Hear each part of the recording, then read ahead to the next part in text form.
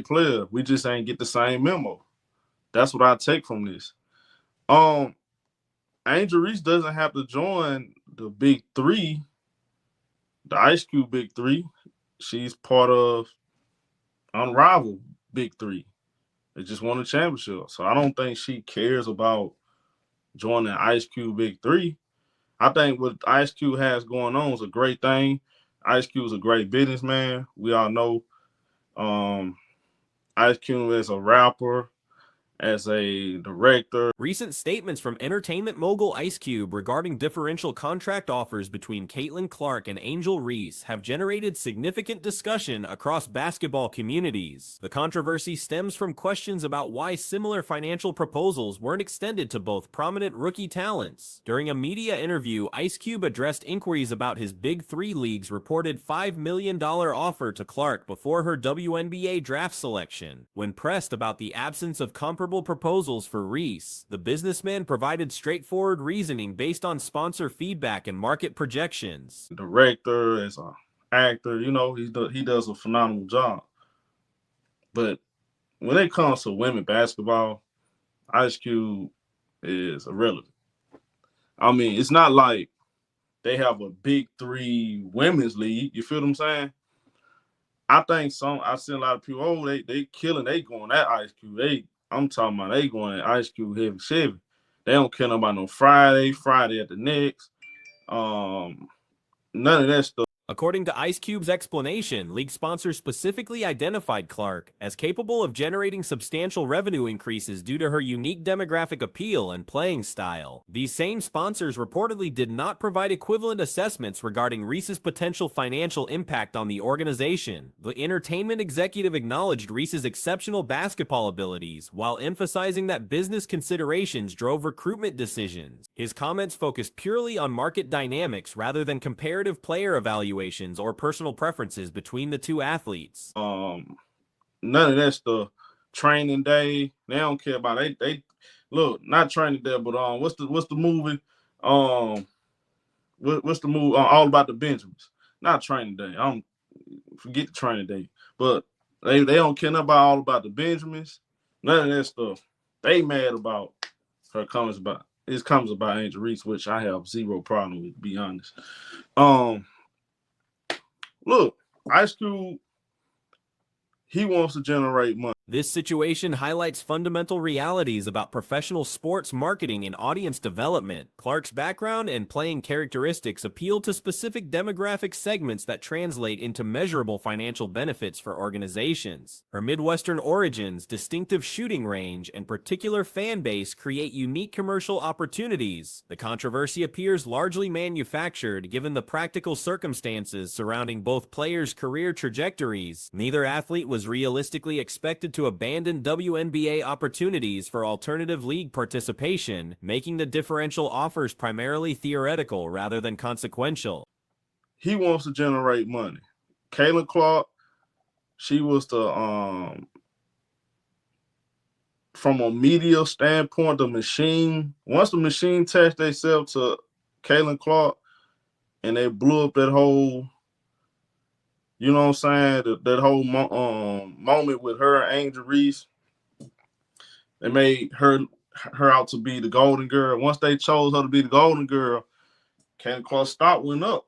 So from a pure business perspective, Ice Cube's approach reflects standard industry practices regarding talent acquisition and marketing investment. Organizations routinely assess potential signings based on projected revenue generation, brand alignment, and audience expansion capabilities, rather than solely on athletic performance metrics. The racial and cultural dynamics underlying fan engagement cannot be ignored when analyzing market appeal assessments. Clark's demographic characteristics and playing style resonate with audiences that historically haven't engaged extensively with women's basketball, creating expansion opportunities that sponsors find particularly valuable. Angel Reese's career trajectory demonstrates complete independence from Big Three league considerations. Her involvement with unrivaled league, including championship success and defensive player recognition, provides superior competitive and financial opportunities compared to alternative arrangements. The unrivaled league represents a more natural fit for elite women's basketball talent, offering appropriate competition competition levels and developmental opportunities. This organization focuses specifically on showcasing women's basketball at the highest levels rather than serving as novelty programming within predominantly male leagues. Ice Cube's limited involvement in women's basketball reduces the significance of his opinions regarding player evaluation or league dynamics. His Big Three league primarily features former NBA players seeking continued competitive opportunities, creating an entirely different organizational focus and target audience. The practical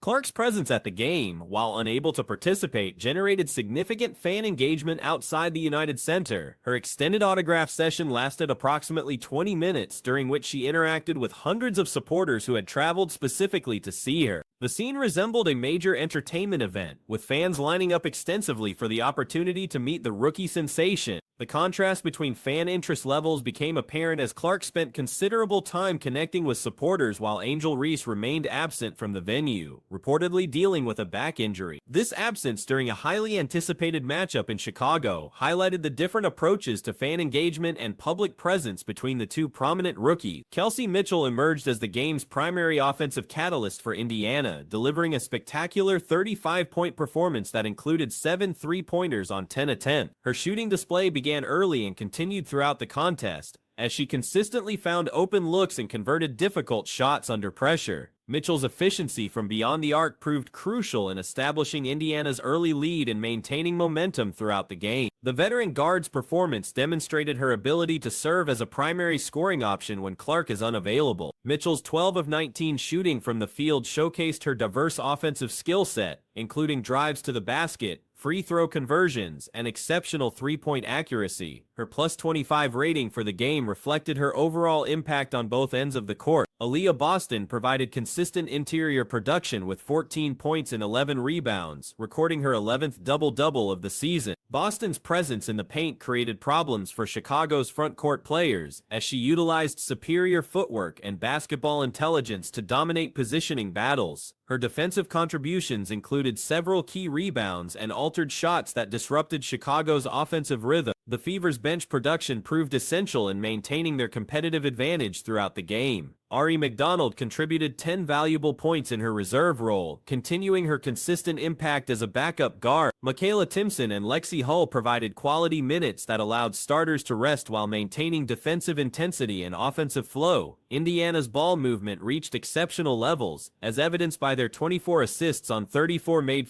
This unselfish approach created numerous open shooting opportunities and prevented Chicago from establishing defensive momentum. The Fever's willingness to make extra passes and find optimal shots contrasted sharply with Chicago's more stagnant offensive approach. Defensively, Indiana forced 17 turnovers through aggressive pressure and intelligent positioning. Their defensive rotations appeared well coordinated, with players consistently helping teammates and recovering to contest shots. The communication between defenders allowed them to switch assignments effectively and neutralize Chicago's offensive schemes. Chicago's struggles extended beyond individual performances to systemic issues with execution and energy. Their 31% three-point shooting created spacing problems that made driving lanes more congested. The Sky managed only 16 assists, indicating limited ball movement and forced shot attempts that played into Indiana. The rebounding battle favored Indiana 42-35, despite Chicago's size advantages in certain matchups. This differential reflected superior effort and positioning rather than physical dominance, as Fever players consistently pursued loose balls and established better rebounding positions. The extra possessions created by offensive rebounds provided additional scoring opportunities that helped extend leads. Indiana's pace control proved tactically advantageous, as they successfully increased the game's tempo beyond Chicago's comfort level. This strategy created transition opportunities and prevented the Sky from establishing half-court offensive sets. The Fever's conditioning and depth allowed them to maintain this elevated pace throughout the contest. The victory represented Indiana's latest success in their season series against Chicago, continuing a pattern of dominant performances in head-to-head matchups. This consistency suggests fundamental differences in team preparation, system execution, and competitive mentality between the organizations.